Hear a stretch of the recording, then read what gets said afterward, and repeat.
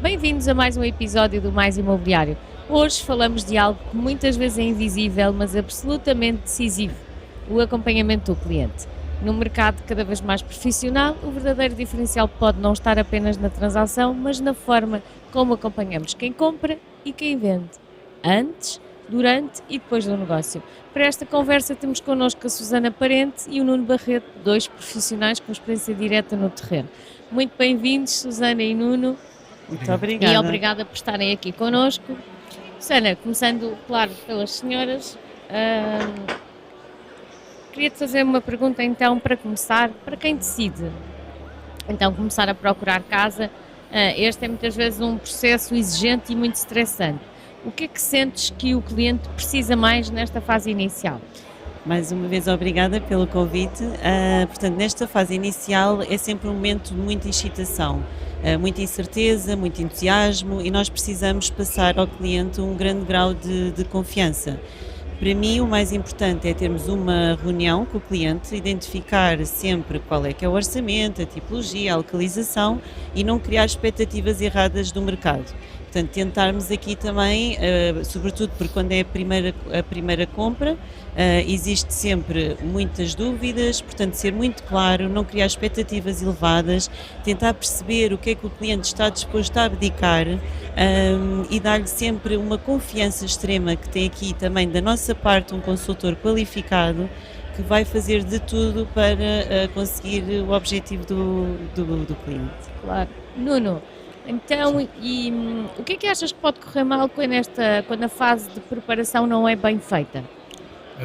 Queria também agradecer o convite para estar aqui. No seguimento do que a Susana disse e pegando no que ela estava a falar, peço desculpa, há um cliente, por exemplo, que está a comprar, vamos supor que é um cliente normalmente que vai recorrer a crédito, por exemplo, que é a grande maioria.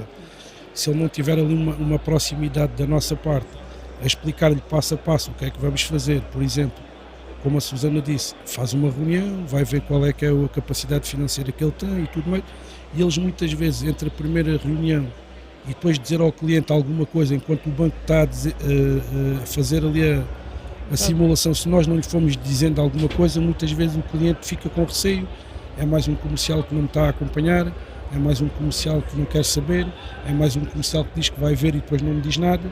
E é importante nós irmos acompanhando. Eu posso dar o meu exemplo da loja que eu estou a gerir, que eu sou como diretor comercial. Nós temos uma pessoa que trata disso, e a partir do momento em que o comercial apresenta aquele cliente à nossa financeira, ela está constantemente a informá-lo do que é que está a passar. Ele sabe: olha, já mandámos simulação para este banco, para este. Olha, ele já nos respondeu e foi-nos dizendo isso. Já estou também à procura, já estou a tentar ver uma casa que se enquadre com o senhor ou com a senhora procura, e vamos dando sempre aquele acompanhamento para eles verem que estamos a trabalhar realmente para eles. E para não se sentirem abandonados, não é? Exatamente, principalmente é isso. Nuno, já agora, como é que se estrutura o acompanhamento ao longo do todo o processo sem deixar nenhuma fase de descoberta? Exatamente depois dessa qualificação financeira, onde o cliente já tem uma expectativa e, como disse a Susana, os clientes ficam com grandes expectativas, não só do produto que vão arranjar em si, mas também de timings e da nossa rapidez, que nem sempre é tão célere o processo como nós desejaríamos. Exatamente. Nós, por exemplo, pegando outra vez neste exemplo do financiamento, nós quando fazemos a qualificação, muitas vezes o cliente, quando chega a nós, ainda não tem a certeza de qual é a capacidade financeira dele e diz que, por exemplo, faz uma simulação com os rendimentos que tem, diz que consegue ir até aos 200 mil euros. E nós depois vamos ver a realidade, eu estou a falar a nossa realidade do Alentejo. A maior parte dos clientes que nos aparecem têm capacidades para 100, 150, 120, mas querem coisas maiores. E nós depois de saber que temos que falar com eles e ser claros com eles e sinceros e dizer: olha, para o imóvel que procura, a senhora não consegue esses valores, vamos procurar noutras zonas, vamos tentar, o senhor consegue arranjar mais algum capital que possa reforçar o financiamento. Se o cliente nos disser: não tenho mais dinheiro, não consigo, então temos que ser sinceros com ele, dizer: então para esses valores eu não lhe vou conseguir arranjar nada para já. temos que baixar e ser sincero, não estar a criar uma falsa expectativa ao cliente e o cliente pensar que vai conseguir comprar uma casa daquele valor quando depois não vai conseguir. Está certo. É importante ser sempre sincero com o cliente. Claro, absolutamente. Susana, então, e diz-me uma coisa, como é que, ou que estratégias é que tu usas, isto partindo do pressuposto que no acompanhamento a comprador, muitas vezes tens que ir à procura do produto, não é? E não é que um momento que seja tão curto quanto nós gostaríamos. Estratégias é que tu colocas em prática para que o cliente não sinta-se ou que está abandonado, ou que tu desististe, ou que, né, já Claro. desapareceste?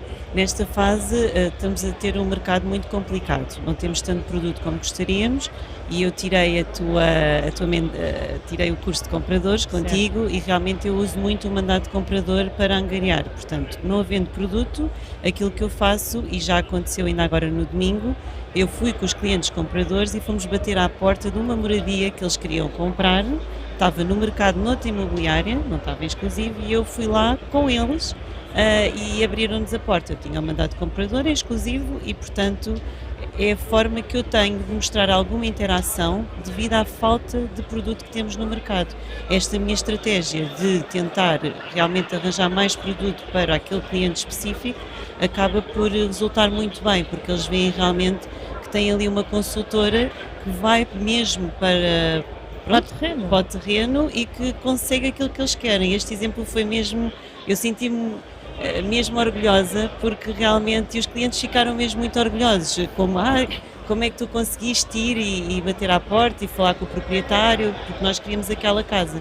Portanto, é tentar não criar obstáculos, criar soluções e eles não nos verem como um problema. Portanto, quando eles nos colocam um problema de que realmente há o orçamento restrito, a localização, a tipologia, é tentarmos alargar um pouco mais, como estava a dizer aqui o Nuno, tentar alargar aqui um bocadinho a amplitude da nossa procura e conseguir chegar àquilo que eles pretendem. E isto requer realmente uma estratégia muito grande da nossa parte e mostrar que estamos a liderar o processo. Eles têm que sentir que nós estamos ali como aliados deles e que realmente fazemos de tudo para conseguir um objetivo final. E é muito satisfatório esse serviço. Não falavas, na verdade, nesse acompanhamento que é muito antes de haver uma transação ou de sequer sabermos se é possível haver uma transação.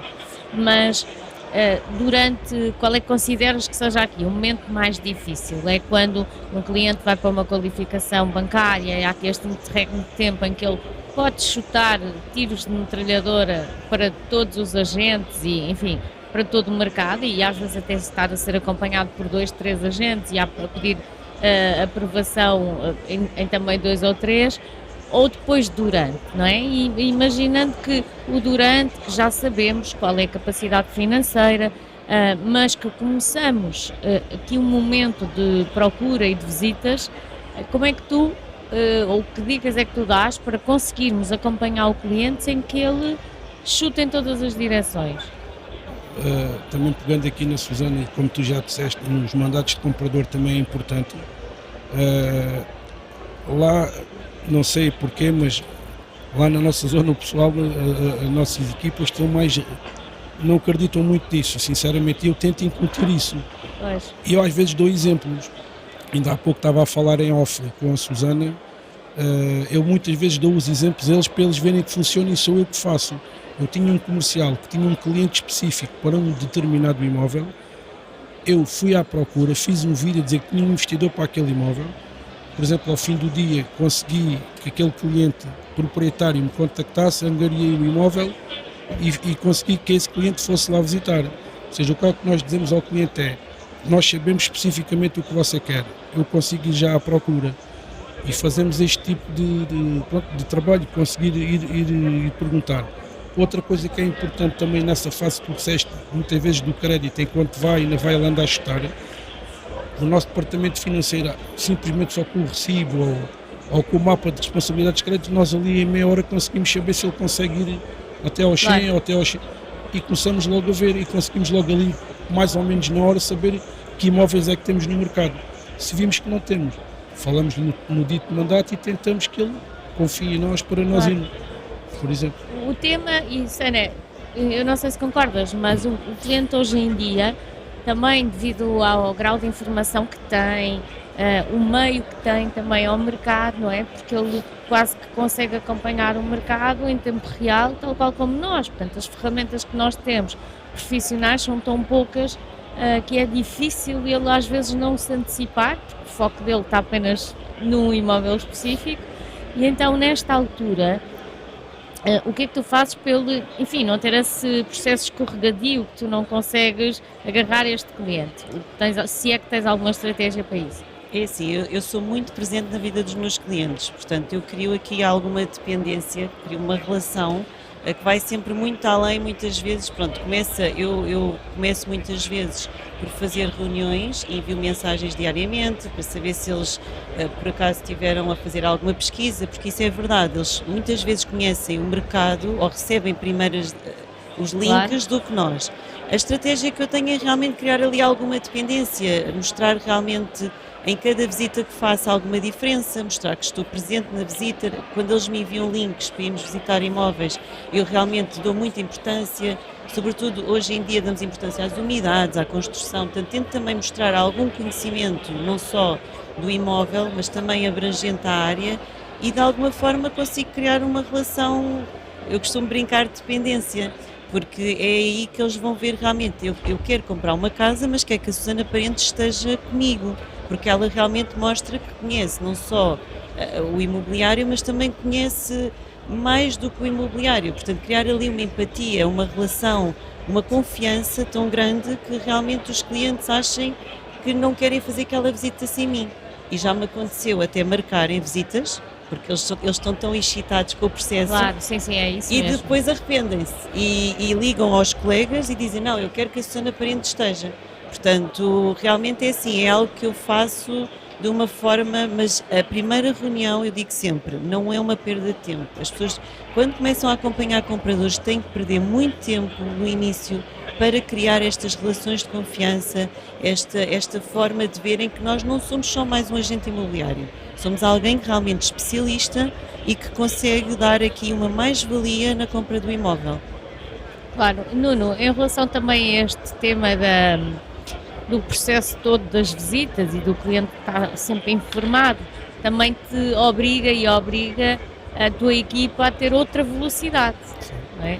E achas que de facto é uma perda de tempo, e isto em duas vertentes, que é a perda de tempo, de investimento de tempo do agente à procura e o facto de desacreditar um bocado no cliente comprador? É assim, existia esse elefante na sala que já se falou que o cliente comprador, ninguém queria trabalhar os clientes compradores. Claro. Eu próprio, quando comecei, também porque ouvia e também não queria. Mas depois chegámos à conclusão que não era assim, porque se formos bem a analisar as coisas e a pôr os pesos na balança, indiretamente quem nos vai realmente pagar a comissão é quem compra, porque o proprietário vai-se ficar com o dinheiro e vai nos pagar a comissão. Portanto, temos que dar mais valor ao cliente comprador.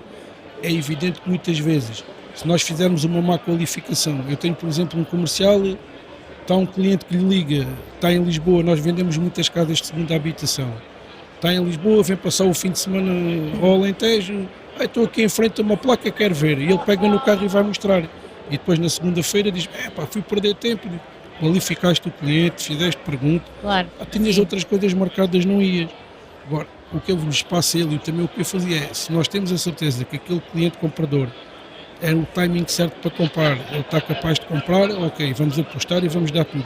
Se for um cliente que nós vimos que está só anda a tentar, não vale a pena, ainda não é o tempo dele e não há problema nenhum, como estávamos a falar ontem. Isso é muito importante, porque às vezes o tempo do comprador, e nós não podemos reagir de uma forma como se fosse algo pessoal, nem sempre os compradores ainda estão maduros, eu costumo dizer isto, para comprar. Às vezes precisam de um timing para. E isso é tudo. E às vezes não temos sequer a informação suficiente para saber. Mas ainda os nossos clientes, enfim, todos são clientes, chamamos comprador ou vendedor, mas ainda no processo do proprietário ou do vendedor, que estratégias é que tu tens para o acompanhar durante este processo da venda? É assim, a estratégia é mesmo estar sempre disponível. É algo assim, eu normalmente sigo 2, 3 compradores não estou a seguir 10, portanto eu também não, eu tento equilibrar a minha agenda, porque eu também tenho angariações, portanto eu uso muito o comprador para angariar. Portanto, metade da minha faturação é com compradores e a outra metade com angariação. Portanto, eu não tento ser também muito ambiciosa, porque eu acho que não conseguimos dar muita atenção se tivermos 10 compradores. É impossível. É impossível. Portanto, a minha estratégia principal é saber as minhas limitações e tentar realmente dar um serviço diferente. E até agora tenho conseguido. Portanto, é estar muito presente. Mal o cliente me envia um link, eu marco logo a visita. Tento perceber e realmente faço esse envolvimento e as pessoas queixam-se muito dos compradores, mas eu até agora tenho tido uma boa experiência, portanto é prestar um serviço, encarar o comprador como um serviço e não como que talvez ele vá ter mais agentes ou não, é focar-nos naquele comprador, enquanto não conseguirmos terminar o nosso objetivo, não paramos. Agora, isso inclui fim de semana, feriados, Claro. e isso nem toda a gente está disponível para fazer. E tu, Nuno, o que é que achas na tua equipa? E isto focamos também no proprietário, porque também o acompanhamos. Quais são as estratégias para que o proprietário, no decorrer da venda do seu imóvel, não se sinta abandonado, não sinta que ficou para trás, ou a gente esqueceu dele, porque na verdade muitas vezes acontece isso, não é? A angariação entra e a partir daí... Uma das coisas que eu digo sempre aos comerciais, isto para ir onde tu estás a perguntar, é quando um proprietário, ou seja, já estamos a falar na parte mesmo que tem um comprador e que fez uma proposta.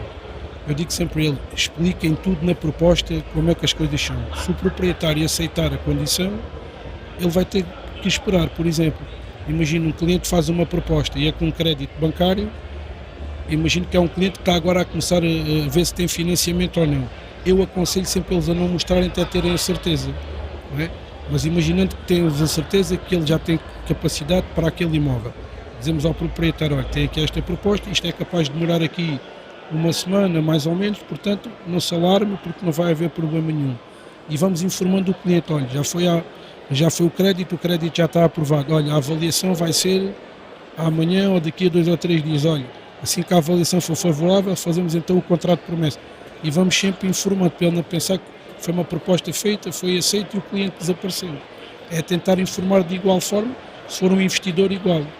Olha, o investidor faz a proposta, mas meteu o condicionante de saber se pode construir mais ou menos, ou se tem licença, se não tem licença. Claro. Mantê-lo informado para ele saber. Eu, por exemplo, eu uso a ferramenta do Maxwork, que tem lá o desempenho das angariações. Eu todas as semanas, é uma coisa rápida, é tirar uma fotografia, caso não haja visitas, não é? Sim. E enviar, porque eles também gostam de ver o desempenho, quantos cliques é que tivemos, quantas chamadas diretas e fazer essa avaliação com eles apreciam bastante. Claro, e neste momento temos o portal do proprietário, em que o proprietário acede também diretamente, que é uma ferramenta única e consegue ver o desempenho da angariação em tempo real, o que ainda acrescenta mais informação. Susana, o acompanhamento termina no dia da escritura? Não, de maneira nenhuma. Esse dia é um marco, não é? É um dia muito importante, que eu sempre acho que é aquele momento que não terminou de modo algum o nosso trabalho. Para mim, mais importante que esse fecho é que ter criado uma relação para a vida. E é assim que o nosso negócio sobrevive.